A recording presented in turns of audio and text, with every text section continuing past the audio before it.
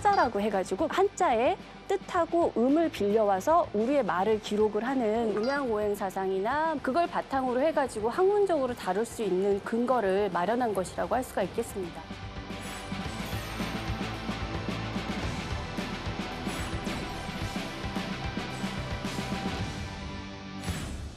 자, 장지연 교수님, 이제 저희 지혜의 숲 단골이세요.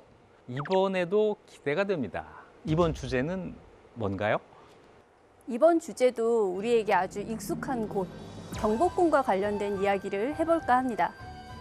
경복궁이라면 조선 왕조의 상징과도 같은 곳인데요. 경복궁 가운데 어떤 이야기를 해주시겠어요? 우리가 보통 보는 경복궁은 그 완성된 건축물, 외관이잖아요. 오늘은 좀 그 너머의 이야기를 해보려고 합니다. 새 나라 조선을 세우고 경복궁을 짓기까지 굉장히 치열한 권력의 암투가 벌어졌는데요. 그런 속에서 사람들이 어떤 생각을 거기에 투영을 했고 그걸 바탕으로 어떻게 새로운 권력과 권위를 형성해 나가려고 했는지 이런 부분에 대해서 한번 이야기해 보려고 합니다. 건물 너머의 이야기, 경복궁의 뒷이야기, 장지연 교수님의 강연을 시작하겠습니다.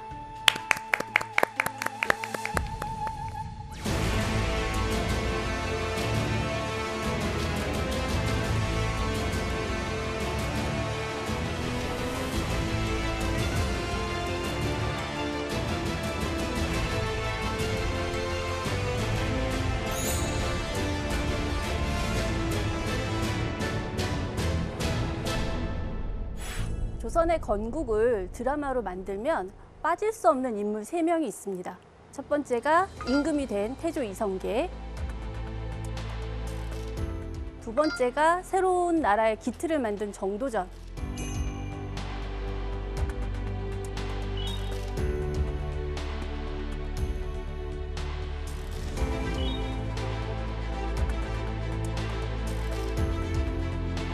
그리고 세 번째가 태종 이방원, 이렇게 3명을 들을 수가 있습니다. 저 드라마로 많이 본 것 같아요. 이성계가 위화도 회군을 해서 역성혁명을 일으켜서 조선을 다 건국하는 그 모습이 막 그려지는데요. 네, 뭐 틀린 건 아닙니다. 근데 위화도 회군은 1388년이고요. 조선 건국은 1392년입니다. 그러니까 그 사이에 4년이라고 하는 시간이 있었던 거죠. 위화도 회군이라고 하는 거는 고려 우왕이 이성계에게 명해서 요동을 정벌하라고, 요동을 공격하라고 명을 내린 데서 시작을 합니다. 근데 이성계가 열심히 진군을 해서 가다가 무더위에 장마에 막 이런 조건들도 안 좋은 데다가 명이랑 붙어서 이게 승산이 있을 거라고 생각이 들지가 않으니까 압록강 하구에 있었던 위화도에서 군대를 돌려서 개경으로 온 건데요. 그렇게 해서 우왕을 폐위시키고 정권을 잡고 있었던 최영을 숙청하고 그다음 왕으로 그 아들이었던 창왕을 세웠는데 다시 창왕도 폐위를 시키고 공양왕을 즉위를 시키죠. 그렇게 하고 이성계와 뜻을 같이 했던 신진 사대부들이 같이 고려 말에 개혁을 이제 시행을 해서 나가는데 이게 또 순탄하게 진행이 잘 안 됩니다. 공양왕이 고려의 왕권을 지키기 위해서 끝까지 저항이라면 저항을 하면서 개혁을 저지를 시키고 그랬기 때문에 마지막까지 그런 반대파였던 정몽주를 제거하고 나서야 고려를 멸망을 시킬 수가 있었습니다. 그렇게 해서 475년 고려 왕조가 끝이 나게 됩니다. 우리나라 같은 경우에는 918년에 고려가 건국이 되고 1392년에 조선이 건국이 되고 그리고 그 조선이 대한제국까지 포함을 하면 1910년까지 갔으니까요. 약 1000년 동안 왕조가 2개밖에 없었던 그런 상황인 거죠. 그러다 보니까 한 왕조의 이제 왕이라고 하는 사람의 권위가 상당히 높았다고 할 수가 있습니다. 아니, 한 왕조가 무려 475년 동안 쭉 유지되는 게 저는 그거 유럽 사람 입장에서 봤을 때 사실 아직도 뭔가 기적 같아요. 그러니까 독일은 그때까지만 해도 무슨 작센 그 다음에 시다우픈 여러 가지들이 있었는데 그러면 이제 왕의 권위가 굉장히 높았잖아요. 그럼 원래 있던 왕이 내려오고 또 이성계 왕이 됐을 때 좀 여러 가지 사건들이 있었을 텐데 어떤 게 있었을까요? 적어도 즉위하는 그 장면 자체는 굉장히 자연스럽게 이루어지고요. 신하들이 이제 추대를 하는 방식으로 이루어집니다. 1392년에 이제 음력으로 7월 16일이니까 아주 한여름인데요. 그때 이제 백응념이랑 조준이라고 하는 이제 이 사람들이 그 한량, 기로 이런 사람들까지 다 함께 해가지고 국세를 받들고 이성계 집으로 갑니다. 당시 인파가 골목을 가득 메울 정도였다고 얘기를 하고 있어요.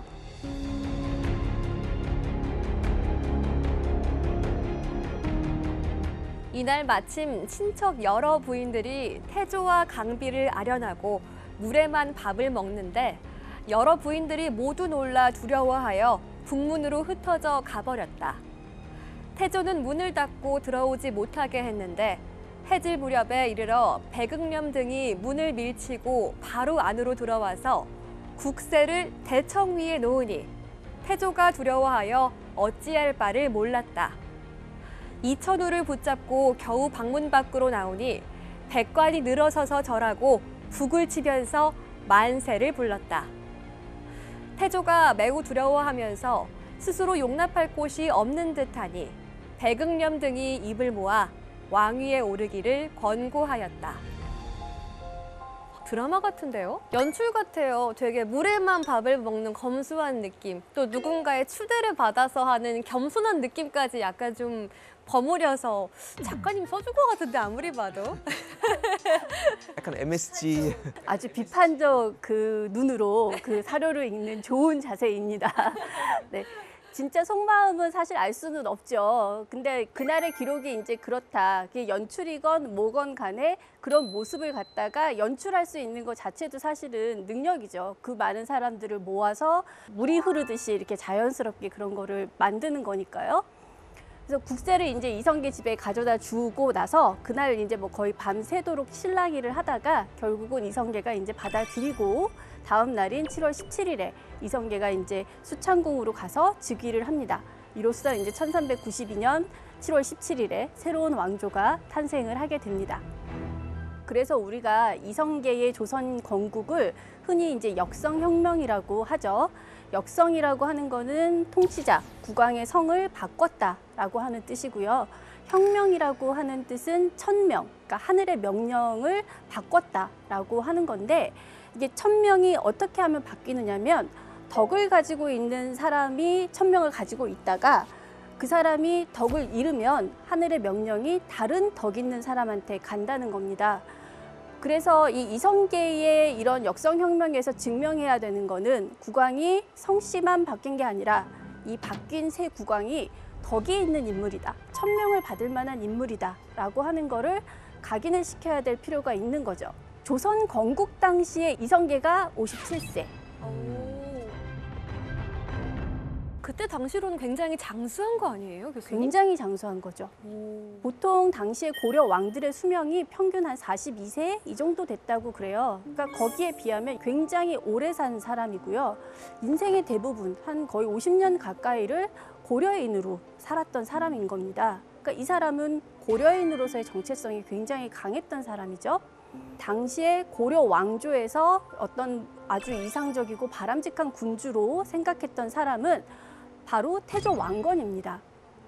태조 왕건이 이제 우리가 훈요 10조라고 하는 10가지의 유언을 남겼는데요. 유훈으로 이렇게 존중을 받으면서 굉장히 이제 큰 영향을 미칩니다. 거기다 태조 왕건은 약간 신성성도 지니고 있다고 여겨졌어요.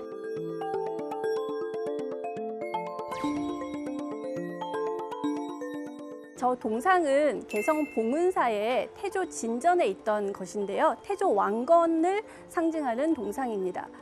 고려의 양대 의례라고 하면은 연등회 그리고 팔관회 두 개를 들 수가 있는데요. 연등회 때 국왕이 저 봉은사에 행차를 해서 저 태조 진전에 의례를 드리면서 시작을 합니다. 그리고 팔관회 때는 궁궐 안에 있는 태조 초상을 모셔와서 거기에 의례를 드리는 걸로 시작을 합니다. 그러니까 이 태조 왕건이라고 하는 존재는 의례적으로나 신앙적으로나 상당히 신처럼 신성성을 가진 걸로 여겨졌다는 걸 볼 수가 있죠. 그래서 조선을 건국한 사람들도 굉장히 고려 왕조에 대해서 막 비판을 하면서도 태조 왕건 자체에 대해서는 그렇게 극렬하게 비판을 못할 정도로 태조 왕건의 이런 어떤 위상이 굉장히 높았다고 할 수가 있습니다. 그래서 이성계한테 태조 왕건이라고 하는 존재는 어떤 따르고 싶은 모델이기도 하면서 한편으로는 극복해야 되는 대상이기도 한 겁니다. 그래서 먼저 이제 이성계가 뭐랄까요, 취한 전략이라고 하면 모방. 태조 왕건을 이제 따라합니다. 예를 들어서 수도를 이제 천도를 할 때 천도지를 알아보기 위해서 이제 그 답사를 다니는데요. 그때 꼭 무학대사를 대동하고 다닙니다. 오, 많이 들어봤어요. 무학대사. 무학대사가 한양으로 도읍을 정해야 한다고 설득한 사람이 아니었어요? 왕십리에서 조금 더 가라. 이 말 한 사람으로 좀 기억이 나는데요. 전혀 아니었고요. 그거는 사실은 임진왜란 이후에 만들어진 설화고요. 사실은 그런 풍수에 대해서 잘 알지도 못했고 천도에 그렇게 영향을 미치지도 못했습니다. 이성계가 무학대사라고 하는 존재를 통해서 왕건과 도선이라고 하는 그런 세트의 모습을 구성하고 싶었던 거예요.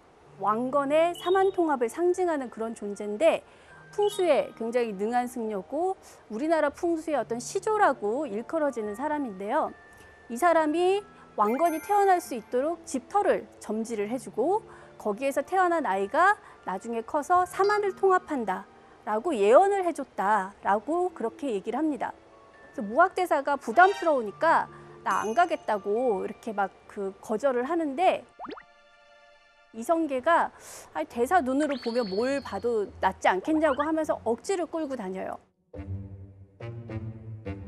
이성계도 무학대사를 통해서 그런 상징적인 존재를 갖고 싶었던 거죠. 근데 사실 이제 좀 의문 들 수 있는 게 그 당시에 이제 수도 원래 개경이었는데 그 다음에 이제 한양 됐잖아요. 태조 왕건을 따라하려면은 계속 수도를 개경에서 유지하고 해야 되는 거 아니에요? 왜 갑자기 한양으로 옮겼을까요? 거기에서 이제 우리가 극복의 필요성이라고 하는 거를 볼 수가 있는 거죠. 고려의 수도 개경은 그냥 수도인 것뿐만이 아니라 고려 왕실의 건국설화가 곳곳에 남아있는 그런 성지였어요. 여기 지도를 보시면 지도에 이제 저 빨간 표시 있는 곳들이 다 어떤 고려 왕실의 건국설화랑 관련이 된 장소들이에요. 뭐 조상의 무덤이 있는 곳, 살았던 곳, 산신이 된 곳 이런 것들이 이 개경 주변에 쫙 포진을 하고 있는 거죠. 그래서 이성계 입장에서는 새로운 나라를 건국했는데 예전 왕조의 그런 건국설화의 터에 남아있는 건 굉장히 부담스럽잖아요. 그래서 이 사람은 즉위한 지 한 달 만에 한양으로 천도해라 라고 명을 내려요. 근데 이거는 좀 이따 반대로 그냥 무산이 됩니다. 근데 포기하지 않고 그 이듬해에는 계룡산이 누가 좋다더라 라고 하는 건의를 하니까 그걸 받아들여서 계룡산으로 천도를 하기로 결정을 해요. 당시에 결정을 할 때도 굉장히 반대가 있는데도 무릅쓰고 밀어붙여가지고 몇 달 동안 공사를 했는데 12월에 이제 하륜이 여긴 풍수상 좋지 않다라고 얘기를 하면서 중단이 됩니다. 근데 그러고 나서도 포기한 게 아니고 그럼 다른 장소를 찾아보겠다. 그럼 다른 장소를 찾아보겠다. 라고 해서 태조 3년인 1394년에 이제 여러 개의 후보지를 놓고 거기를 쫙 돌아보면서 답사를 하는 그런 여행을 해요. 한 열흘 동안. 진짜 가고 싶었나 봐요. 당신을 향한 나의 사랑은 특급 사랑이야. 태평양을 건너 대서양을 건너 인도양을 건너서라도 당신이 부르면 달려갈 거야. 무조건 달려갈 거야.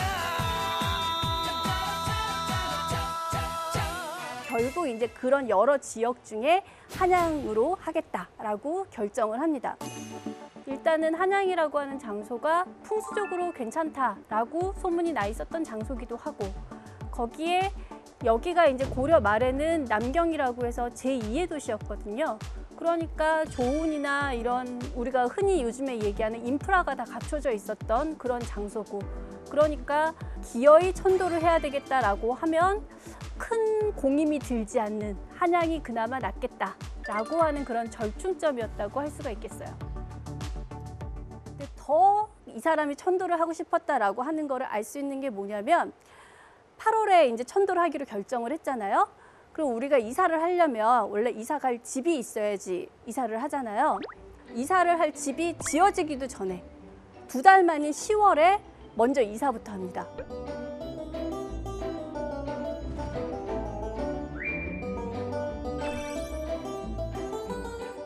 그만큼 이제 극복을 하고 싶은 마음이 컸던 거죠.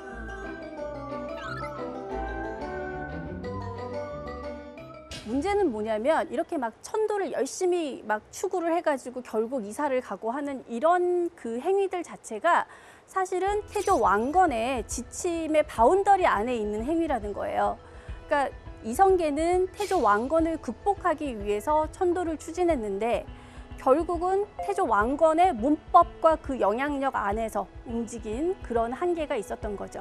갇혀 있구나. 제가 볼 때는 이성계는 서울 집값이 오를 거라는 것을 미리 알고 있었어요. 네. 아, 놀라운 통찰이에요. 네. 투자 개념이 있었던 거죠.